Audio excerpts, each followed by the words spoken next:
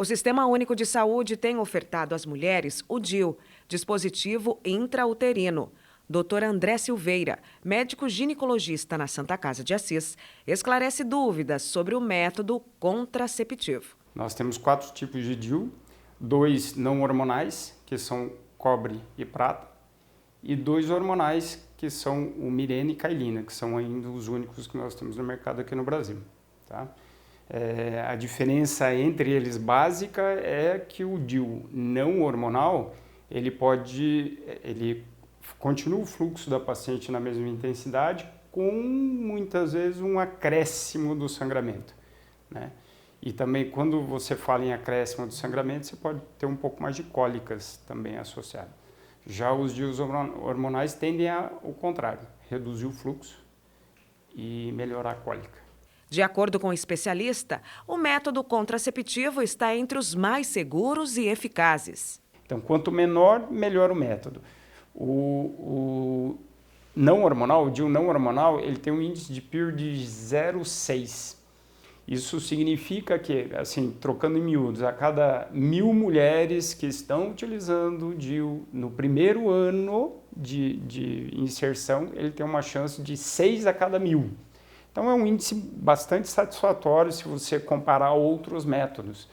Já o hormonal, ele tem um acréscimo, ele é ainda melhor, como eu falei para você, ele se aproxima muito dos métodos definitivos, como a laqueadura. Ele chega a 0,1. Então, uma paciente em 1.000 durante um ano inteiro. É bastante seguro. A utilização se dá a qualquer fase da vida feminina, desde que recomendado pelo médico. O paciente pode utilizar desde o início da sua vida sexual, sem problema algum, pacientes adolescentes, jovens. Se tem um grupo que tem uma necessidade de contracepção a longo prazo, são justamente essas pacientes, né, que estão iniciando suas vidas sexuais. Então, muito importante, eu acho que chamar a atenção nesse momento, é que esse grupo são justamente aquelas que mais esquecem pílula, que mais esquecem de usar os métodos que dependem dela, né? E o DIU, ele chega a esse índice tão bom de contracepção dele, é justamente porque a paciente não tem que ficar lembrando do uso do método.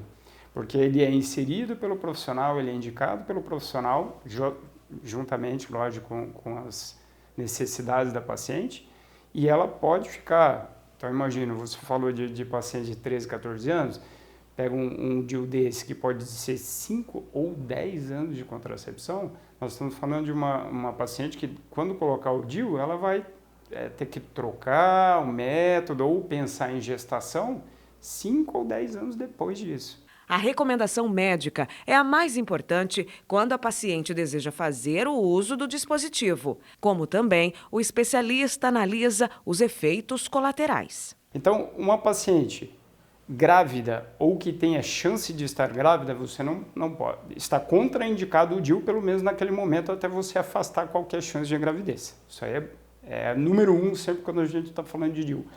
Tal é que quando a gente fala da inserção, chega no momento de falar, vamos inserir o DIU, a gente prefere sempre a paciente no momento da menstruação. Que com isso nós temos afastado a gravidez, porque ela está menstruada. E segundo, o canal endocervical pelo qual a gente tem que adentrar a cavidade uterina para a inserção do DIU, daí já estou falando da técnica de inserção, ele está entreaberto para sair o sangue.